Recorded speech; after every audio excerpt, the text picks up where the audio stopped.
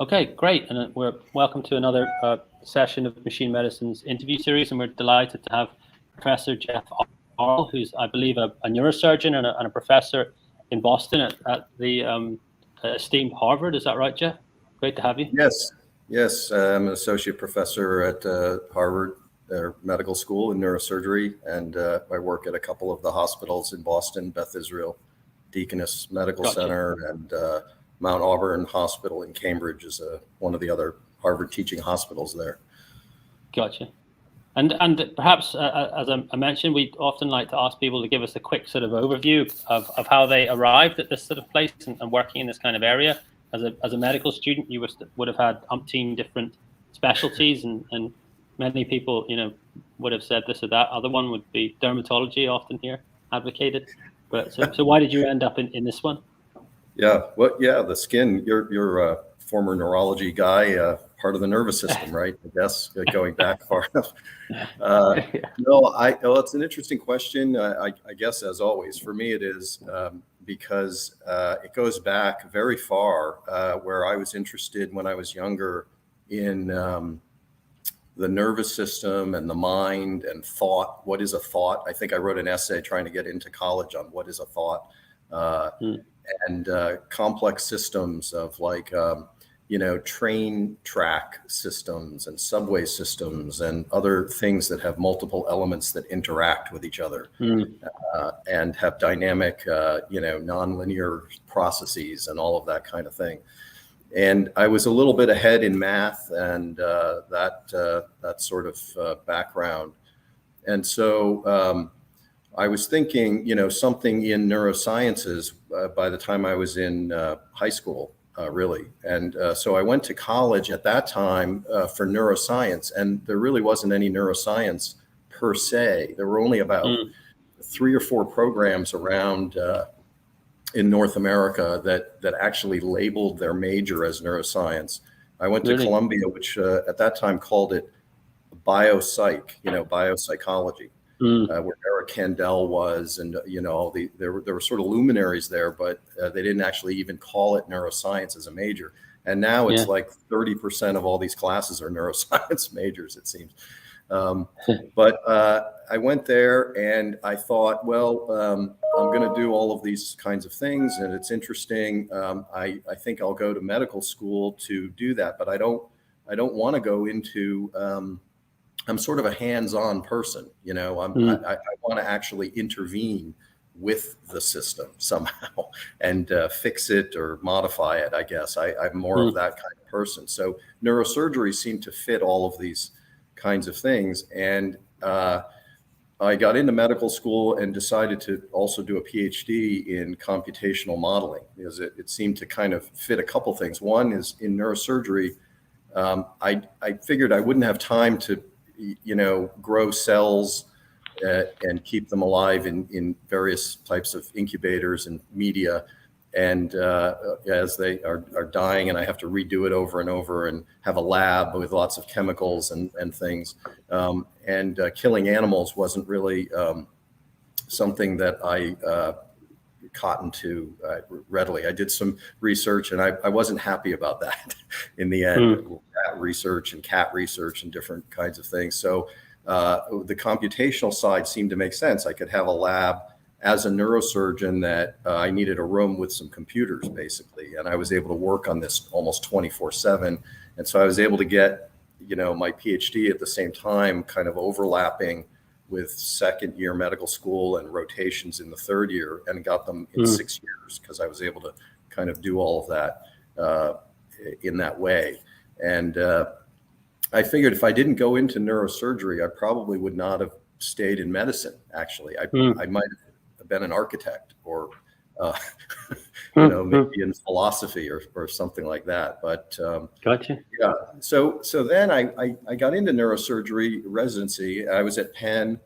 And I was really interested in all the different things in neurosurgery, aneurysms and tumors and all of this stuff, spine, biomechanics in spine, really interesting. There's a lot going on there. And we did all of it.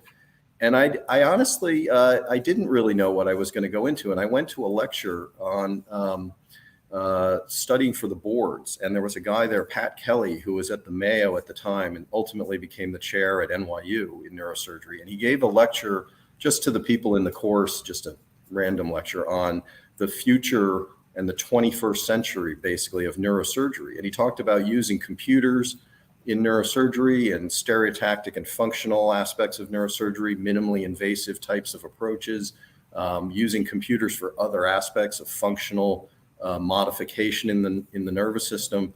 And I was sitting there listening to this. It was one of those sort of epiphanous moments, you know, like, that's what I should do. that is what I should go into. And then that's fascinating. Yeah. Yeah, I ended up, you know, in practice, I did a double fellowship in epilepsy surgery and movement disorder surgery at NYU under him ultimately. And Ron Alterman also, who was there at the time, who now is my chief at Beth Israel. He hired me there as the vice chair, and we were going to split up DBS cases. I had done a lot of them when I was prior to that in New England.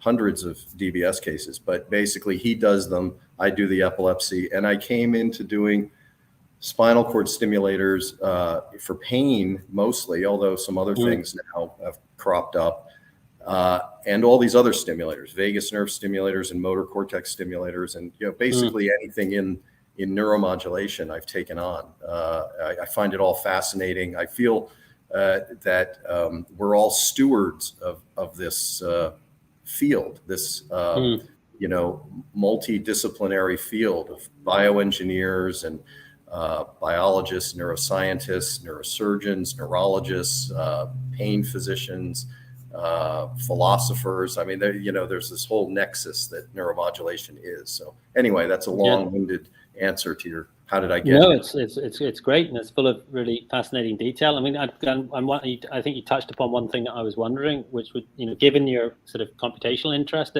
and the time at which you entered into neurosurgery, you know, it must have, you know, I was wondering, like, the connection between sort of or the relevance perhaps of computational approaches and actual clinical practice must have seemed fairly sort of far apart and maybe even divorced entirely. But it's interesting that you went to this inspirational lecture that gave you this insight into what the 21st century could look like. And so would you say you've seen a convergence in the last sort of few decades between that sort of aspirational image that lecturer created for you and the day-to-day reality yet of clinical practice?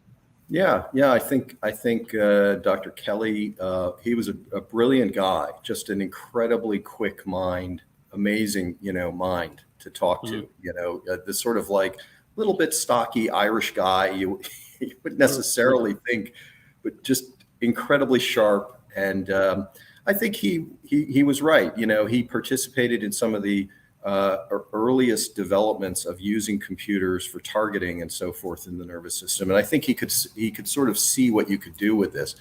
And I think he applied it more in some of the functional aspects and also in tumor resection. But of course, over the last, you know, 30 years, we've seen more and more ability to utilize imaging in computers in the OR, whether it's augmented reality or virtual reality components for teaching, as well as real-time, you know, seeing what you're looking at with heads-up displays and all of these kinds of things.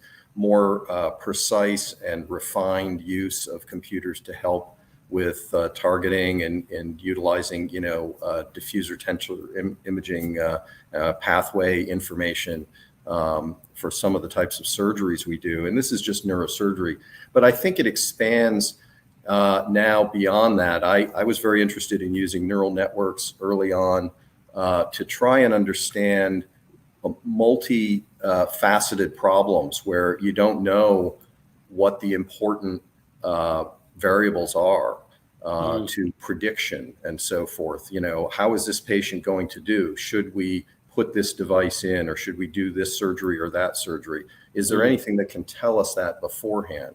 So we can get better results, and also understanding how things work. So as these devices became more online, most of it was serendipitous. People would they would just try something with some type of physics like electricity or near infrared or ultrasound or whatever it was, and say, well, I don't know, if we apply this to this area of the nervous system, maybe we'll get some result. And sometimes they did and said, hey, I think we can start selling things that do this. It looks like it works. Well, how does it work? Well, we're not really sure. We think it might do this, but anyway, it looks like it works really well. Let's sell it, And so I think if we go back using computers, of course, as part and parcel of this, and trying to get at the underlying mechanisms, why can't we just study it in a normal scientific way? You can, but understanding, how literally thousands or hundreds of thousands or millions of neurons are all interacting dynamically in a normal research setting with animal models and so forth is extraordinarily difficult. You can answer more often more straightforward questions, perhaps, but the nonlinear dynamics of those complex systems are better handled perhaps with computational approaches. So I think that's come more and more into the mindset of people approaching this. I think computational neuroscience is now a significant part of things. In fact, the FDA recently has suggested to companies making devices that they have computational modeling support for the newer devices that are coming out to support their efficacy. No, that's very interesting.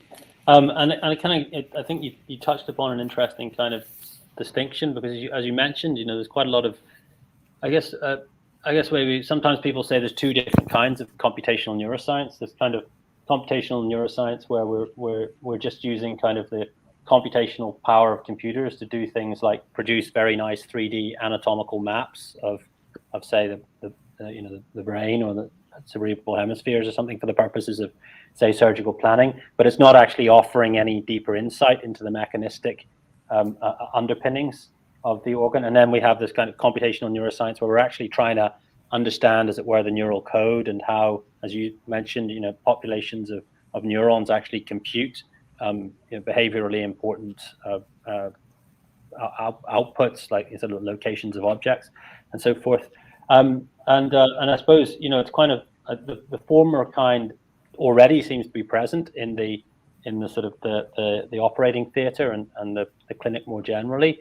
I think sometimes it's really hard to see how we sometimes talk at these kind of like high level ways about deploying computational models in the clinic to make say if we think about the DBS context and something like choosing a target, even something simple as a debate about whether the STN or the GPI is the appropriate target for an individual patient.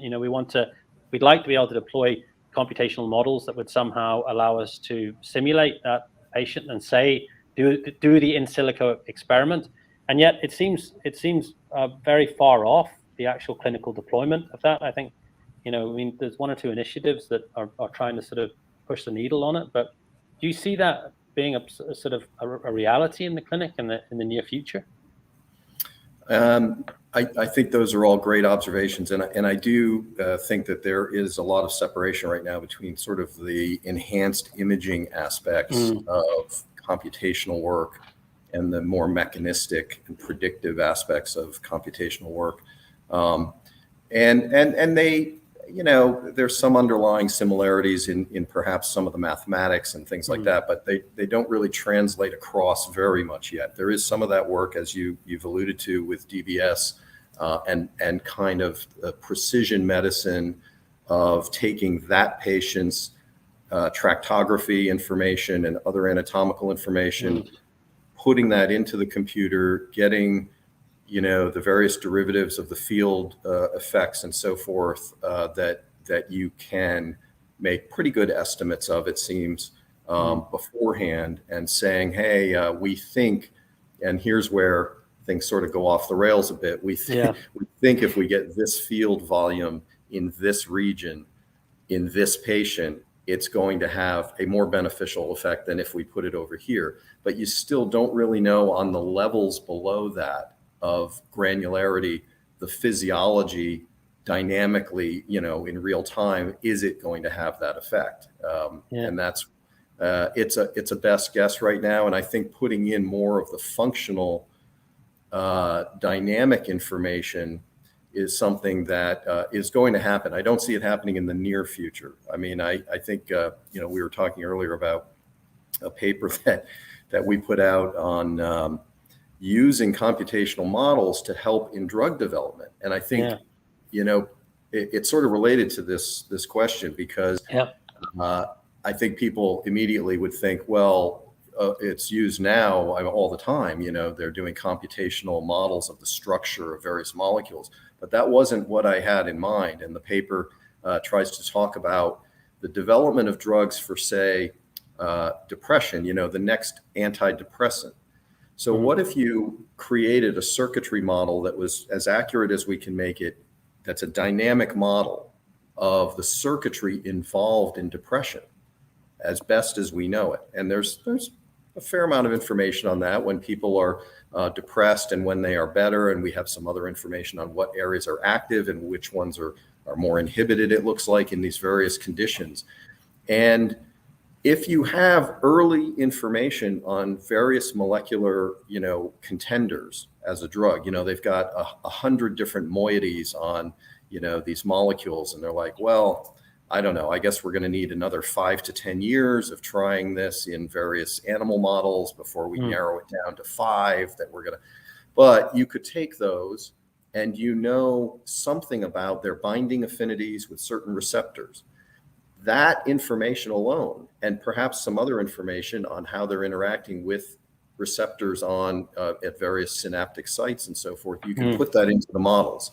And if the model dynamically accounts for enough of the overall circuitry function, you can now start to test those molecular variants in this dynamic model, which, just looking at it, you might have an idea like, oh, I think this will upregulate dopamine or downregulate serotonin or whatever it is, and that should give us the effect. But it's often more complex in neurological disorders. And I think you could take 100 molecules and reduce it down to your top 10 with a computational model early on. That's going to save time and money for a lot of these pharmaceutical companies trying to do that. So that was the concept there of using, computational modeling of circuitry, really, not of molecules, in molecular, drug design and drug development.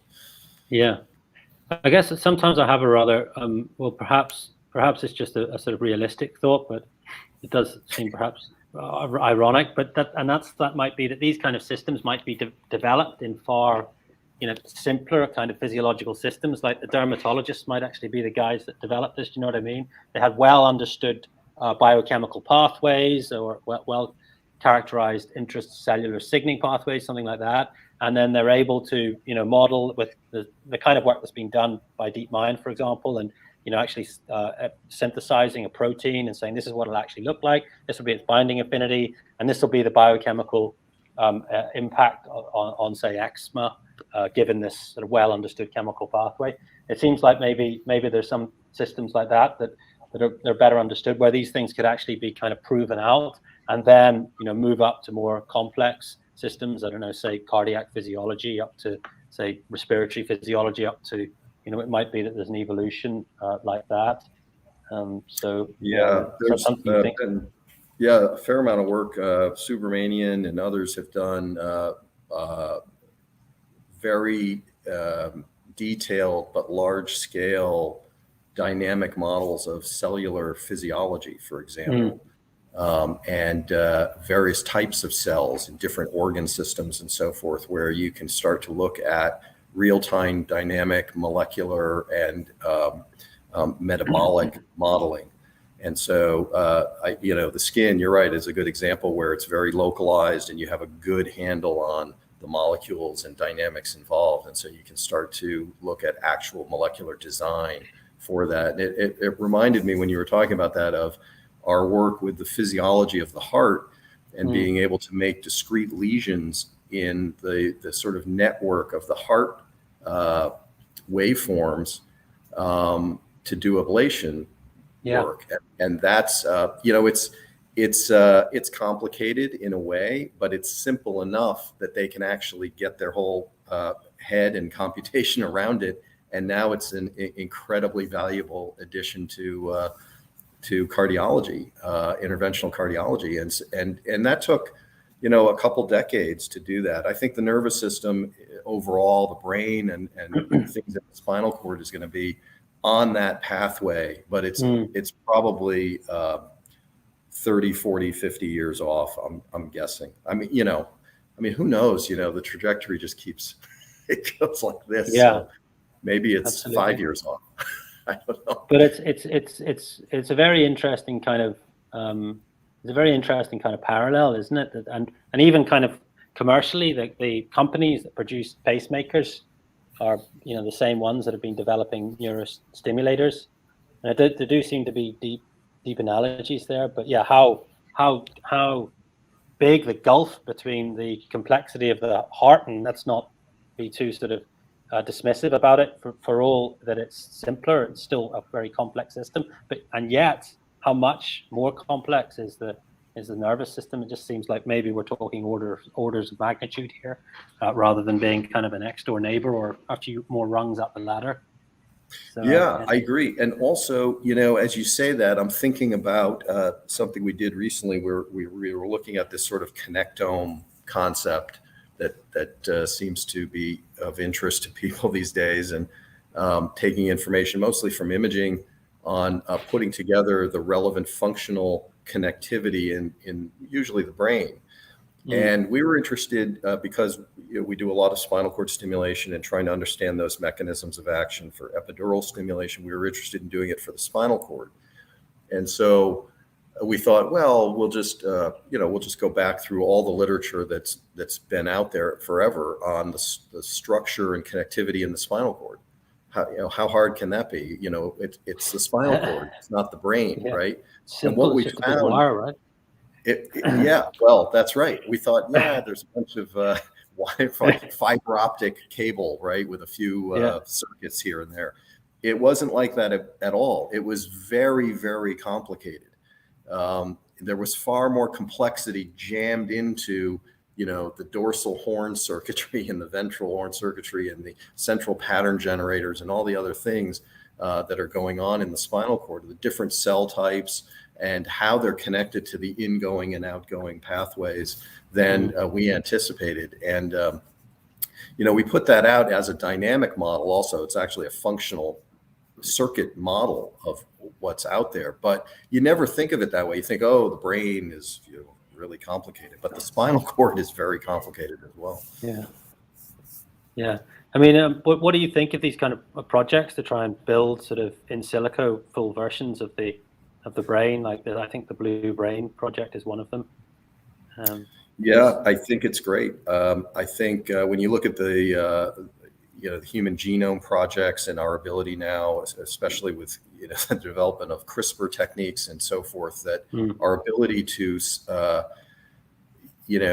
understand genetic structure, not quite instantaneously, but incredibly fast now compared to where we were understanding this, and our ability to manipulate it now, when it was this kind of opaque, complex system only a few decades ago.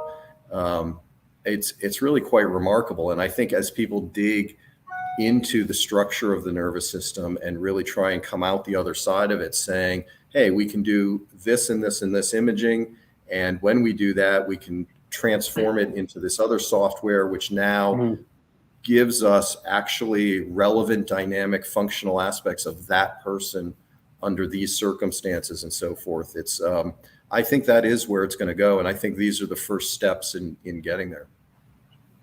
Yeah, I mean, what was it? The first human genome was, I think, was 2001 that it was completed. Was it something like that? So I remember, it was something like that. I remember, thinking about that at the time, kind of like people landing on the moon or the space shuttle exploding, or like where I remember thinking about that. That's incredible. Yeah, they did this. And I remember that initially they were thinking, well, as far as we can tell, about 90% of it's just junk. But that's probably like we only use 10% of our brain kind of thing, because that's very misguided. Like at any moment, maybe 10% of it's relevant, but then in the next moment, it's a different 10%, and then it's a different 10%, you know. So I guess sort of high throughput genome sequencing was one of the real technological breakthroughs that have driven that revolution. Do you see what's the kind of, is there an equivalent breakthrough? Has it happened, or is it yet to happen? I mean, I know some people would say that the advent of say sensing as well as stimulating DBS systems and other similar capabilities systems is kind of going to give us the same kind of accelerant that maybe we got from high throughput genome sequencing. Does that strike you as plausible?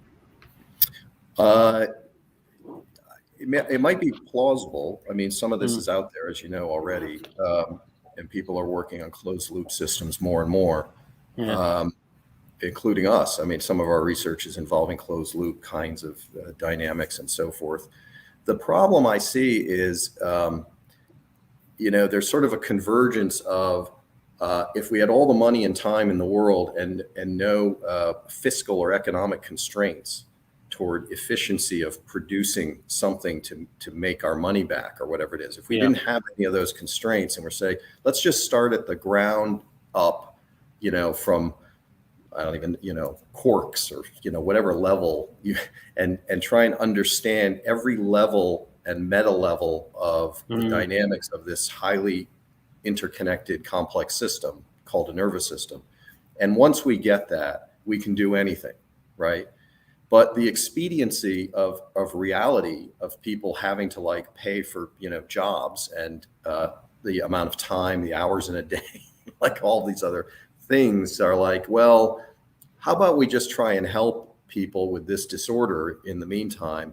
And in order to do that, we might use information from this little electrode that's over here, informing this electrode over here of what to stimulate. And maybe that'll help their symptoms. And so now you have this little mini sort of closed loop kind of idea. And, every once in a while, somebody publishes a paper with some data that contributes to that, making it a little better. But you're really reliant on biomarkers, physiological markers of various kinds to inform your system. And it's so crude right now when you look at that. I mean, you think DBS alone is crude, but in a way, it's actually fairly precise. It's like a very precise drug applied to a very precise area in the nervous system. And if you start thinking about multifaceted opsins and so forth with micro or nano LEDs and things like that, where you can turn on excitatory and inhibitory and all of that, you get to this very precise electroceutical or photoceutical kind of idea. The closed loop idea, yes, it still has that, but now you're using fairly crude information to inform that as if it's better, but it's not necessarily, because you have to know that the marker you've chosen is actually really relevant and makes sense. And how do you know? How do you know what it is? It's sort of a stab in the dark of these. But hasn't that been demonstrated? For example, say for the beta band power and bradykinesia in PD, for example, or is that think that's a bit of a low hanging fruit? Yeah, I think it is. I think it's great work, and that's been very interesting, and I think it's opened people's eyes to the ability to try and do this. There's so many other areas though where we're looking for markers and what can we use, what's going to be relevant, and then trying it out. And it's a lot of hit or miss, trial and error. I don't know, let's record over here and then process it in these multiple different kinds of filtering ways and see if anything turns up. And I think it's going to be a little bit of serendipity again. Somebody will find some marker and say, hey, we got something, and if we use that in DBS or SCS or something, it's going to work. One of the other things that seems to be cropping up is this sort of a rather unpleasant sort of nonlinearity that, if you optimize for one set of symptoms, like reducing bradykinesia by optimizing beta, you can often do things like making the tremor worse. So, actually what you've got is this sort of nonlinear multi-objective function. Yes. That's exactly right. Imagine, I mean, you know some of this, right? You guys do machine learning. You're in deep into all of that kind of thing. Yeah. Imagine any nonlinear system where you're only able to see some little corner of it. Yeah. It's kind of like Plato's cave, right? Everybody's sitting there looking at the shadows on the wall and trying to discern reality.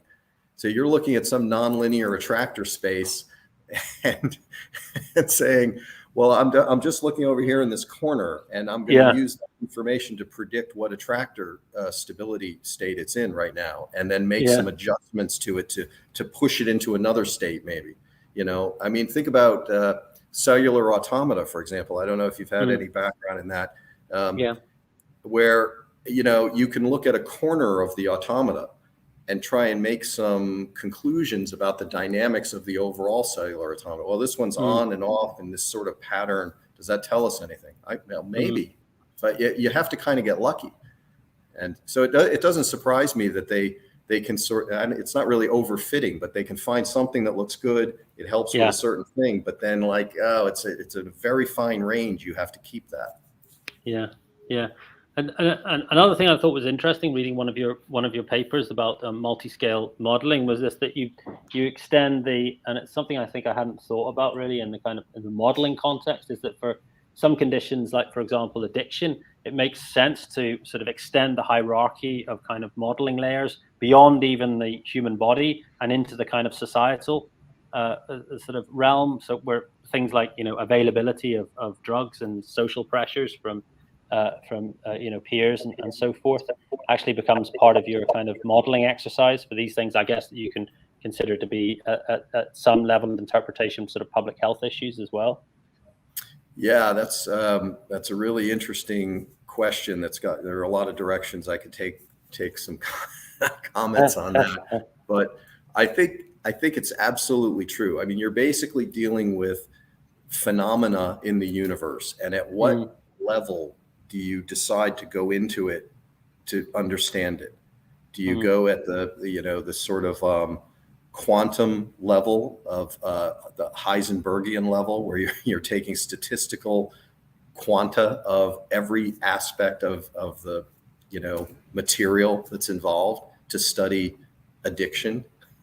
Or at what level can you gain information, and then what are your goals? Why are you doing this? Are you trying to help people who are addicted not be addicted anymore? Or and so understanding that each level is informing some other meta level above it, and so on and so forth, all the way up.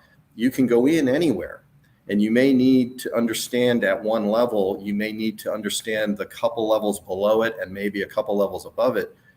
Maybe not. I mean, but you have to decide, this is where we're going to go in. These are our goals. Is this level able to tell us something that helps us toward our goals? Maybe we need to go in at a different level. One of the papers was on, we did some work on high frequency stimulation, and paresthesia, non-paresthesia, and what is the mechanism?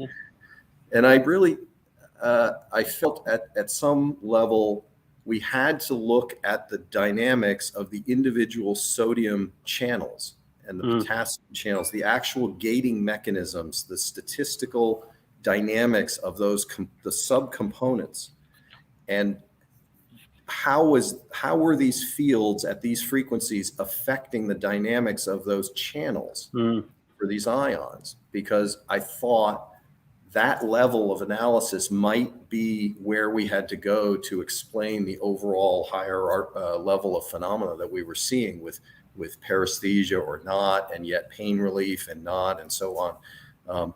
And so I think these levels of modeling, I think about the dynamics of the stock market, or whatever you want to choose in the financial world. I mean, other things are impinging on those prices at any moment, right? There are people's behaviors, there's the news cycle in various ways, and there's a granularity to all of those things.